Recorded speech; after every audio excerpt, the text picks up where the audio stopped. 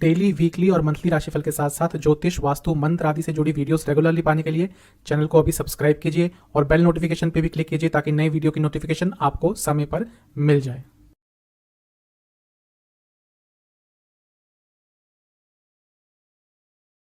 ओम गणेशाय नमः। ओम नमः शिवाय।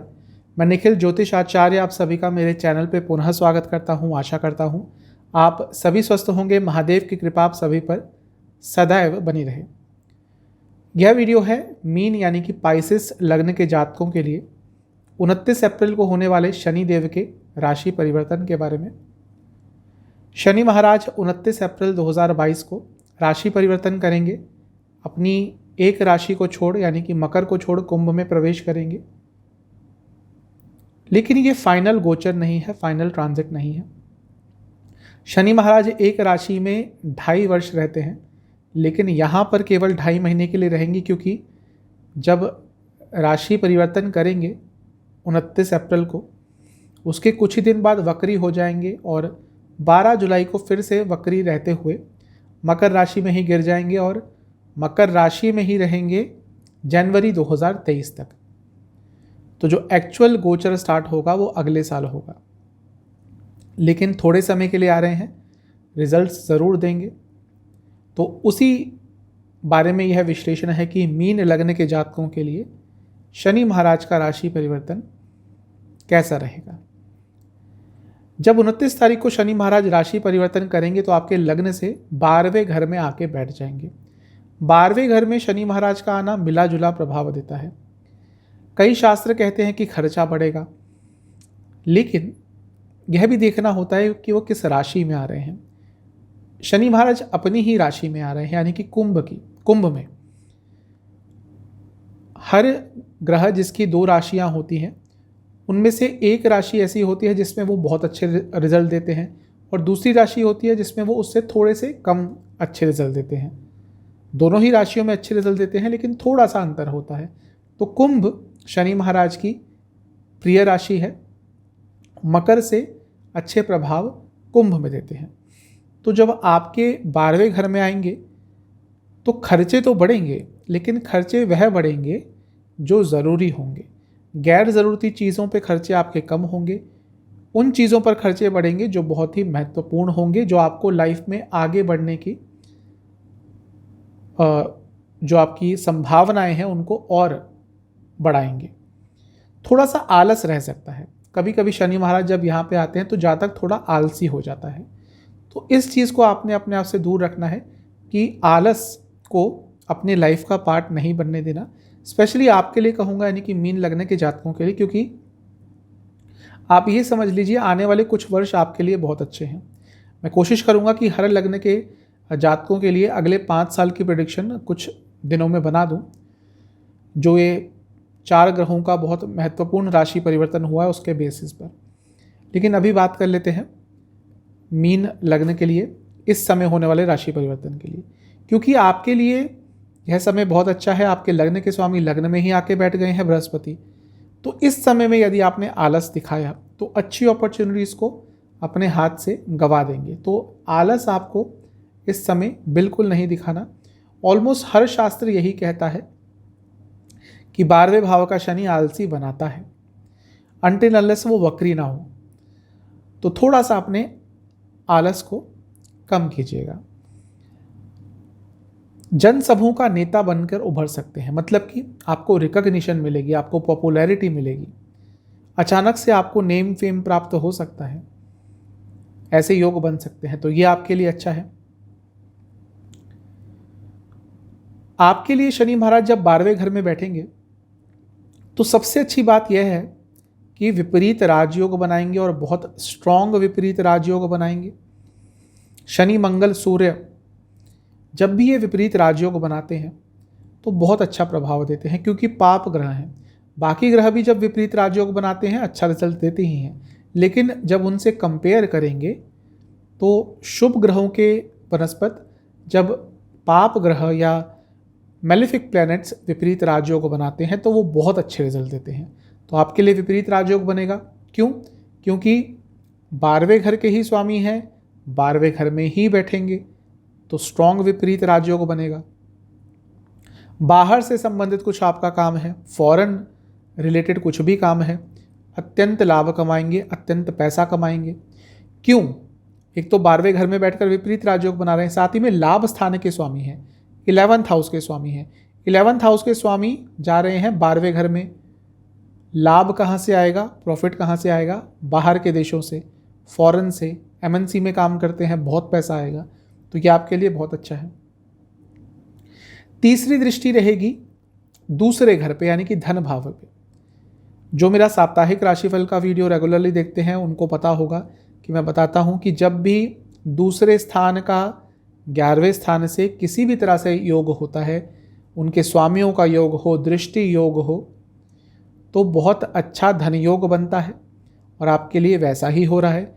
11वें भाव के स्वामी अपनी राशि में बैठकर 12वें घर में बैठकर तीसरी दृष्टि डालेंगे आपके तीसरे भाव पर, आपके दूसरे भाव पर, यानी कि धन स्थान पर। तो ये बहुत अच्छा धन योग बन रहा है। अगेन ये वही चीज़ बता रहा है कि बाहर से संबंधित आपका कुछ काम है तो बहुत पैसा कमा सकते हैं। आजकल हमारे देश में बहुत लोग हैं जो एमएनसीज में काम करते हैं, जो बाहर से रिलेटेड बिजनेस करते हैं, बाहर से रिलेटेड कुछ ना कुछ ट्रेड करते हैं। तो उन सब के लिए ये 2.5 महीने बहुत अच्छे रहने वाले हैं। कुछ बहुत अच्छे रिजल्ट आपको प्राप्त हो सकते हैं। खर्चे आपके जो बढ़ेंगे वो आपके घर पे भी होंगे, और घर पे अच्छी चीज़ों पर खर्चे होंगे, ऐशो आराम पर खर्चे होंगे, लग्जूरियस चीज़ों पे खर्चे होंगे। और वह खर्चे तभी होते हैं जब पैसा अच्छा आता है। तो ये भी आपके लिए अच्छा ही है। लेकिन फिर भी आपसे मैं कहूँगा कि थोड़ी फिजूल खर्ची से बचिएगा। मैं ये नहीं कह रहा बहुत फिजूल खर्ची करेंगे, लेकिन कभी कभी कुछ ऐसी चीज़ें खरीद लेंगे जिनकी शायद आपको ज़रूरत ना हो, तो इस चीज़ पर कंट्रोल कीजिएगा। 7वीं दृष्टि रहेगी छठे भाव पर। एक पाप ग्रह जो विपरीत राजयोग बना रहा है वो छठे भाव को देख रहा है, तो ये आपके लिए बहुत अच्छा रहेगा। काफ़ी कम्पिटिटिव रहेंगे, काफ़ी हर चीज़ में अथॉरिटी पाने चाहेंगे। आपसे आगे निकलने का प्रयास कोई भी कर ले, इस समय में वो आपको डोमिनेट नहीं कर पाएगा। कोई अदालती कार्रवाइयाँ चल रही थी, उसमें आपको अच्छा रिजल्ट मिल सकता है। ओवरऑल बहुत कॉम्पिटिटिव हो जाएंगे और आगे बढ़ने के लिए अग्रसर रहेंगे। अपने एफर्ट्स आप हर चीज़ में बहुत अच्छे लगाएंगे। आपके शनिदेव की 10वीं दृष्टि रहेगी भाग्य स्थान पर, यानी कि 9th हाउस पर। यह भी बहुत अच्छा रहेगा आपके लिए। इस चीज़ को कई गुना अच्छा ये कर देगा कि इस समय बृहस्पति की दृष्टि भी भाग्य स्थान पर रहेगी, यानी कि 9th हाउस पर। शनिदेव की दृष्टि भी 9th हाउस पर। 9th हाउस क्या है? भाग्य स्थान। भाग्य आपका अचानक से बदल जाएगा और पॉजिटिवली। आप देखेंगे कि 29 तारीख के बाद अचानक से बहुत अच्छी चीज़ें आपके साथ होना शुरू हो जाएंगी। अभी तो कुछ समय के लिए ही होगा, जब बाद में राशि परिवर्तन करके आएंगे अगले साल तो और अच्छी चीज़ें हो सकती हैं, लेकिन अभी के लिए 2.5 महीने में भी आपके साथ बहुत कुछ सकारात्मक होगा। लाभ स्थान के स्वामी हैं और लग्न के स्वामी, दोनों की दृष्टि 9वें भाव पर। तो लाइफ बहुत अचानक से आगे बढ़ना आपके शुरू हो जाएंगी। कई रुकावटें, कई झंझटों से आप निकल पाएंगे। यह भी आपके लिए बहुत अच्छा दिख रहा है।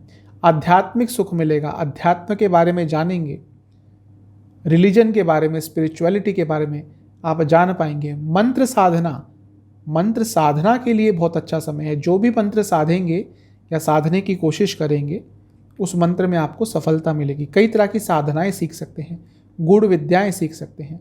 धार्मिक क्षेत्रों पे, धार्मिक स्थलों पे जाने के आपके योग बनेंगे, तो ये भी आपके लिए बहुत अच्छा है। तो ये सब तो था अच्छी बातें। कुछ नकारात्मक चीज़ें भी होंगी, जैसा मैंने कहा था कि आलस, थोड़ा सा आलस आपको रहेगा, तो वो आपके कई कार्यों में विघ्न उत्पन्न कर सकता है। दूसरा, कई शास्त्र कहते हैं कि यहाँ पर जब शनि महाराज आते हैं तो किसी अंग में विकार आ जाता है। इसका मतलब ये हुआ कि आपको कहीं चोट लग सकती है, आपको किसी ऑर्गन में कोई प्रॉब्लम आ सकती है। तो ये चीज़ आपने बहुत देखनी है, बहुत संभल कर आपको रहना है। 12वें घर के स्वामी छठे भाव पर दृष्टि डाल रहे हैं। दोनों ही एक तरह से रोग के भाव हैं, तो सेहत पर खर्चा होगा, रोगों पर खर्चा होगा। इन चीज़ों पर फिजूल खर्चा हो सकता है, तो इससे आपने बचना है। साथ ही में आँखों से संबंधित रोग आपको बहुत तंग कर सकते हैं। यदि आपका कोई ऐसा काम है जिसमें पूरा दिन बैठकर लैपटॉप पर, कंप्यूटर का काम करना पड़ता है, तो आपकी आँखों पर बहुत बुरा असर पड़ सकता है। तो अपनी आँखों की सेहत का थोड़ा ध्यान देना है। थोड़ा एकांत प्रिय हो जाएंगे आप, आपकी सोशल लाइफ थोड़ी सी कम हो जाएगी, थोड़ा अपने में ही खोए रहेंगे। वैसे भी मीन लगने के जातक थोड़ा अपने में ही खोए रहते हैं, इनको एकांत पसंद होता है। लेकिन अब उस चीज़ में और वृद्धि आएगी। अब अच्छा समय है, इसमें यदि आप एकांत प्रिय हो गए तो शायद कुछ लाभ में कमी आए, तो ये भी एक तरह से नेगेटिव पॉइंट है। बाकी यदि ओवरऑल देखूं तो हाँ, एक और चीज़ है, जब शनि महाराज 12वें में होते हैं या जिनके कुंडली में भी 12वें घर में शनि महाराज है, देखेंगे आप किसी पशु से, किसी जानवर से प्रॉब्लम होती है, या तो कोई काट लेता है या कुछ किसी तरह का नुकसान होता है, तो इन 2.5 महीनों में ये चीज़ भी हो सकती है, किसी पशु से, किसी जानवर से आपको कोई प्रॉब्लम हो सकती है। अगर मैं ओवरऑल सम अप करूँ तो आपके लिए अच्छा ही रहेगा यहाँ पे आना शनि महाराज का। बस अपनी सेहत का थोड़ा ध्यान दें, आलस कम करें, आँखों की सेहत का ध्यान दें।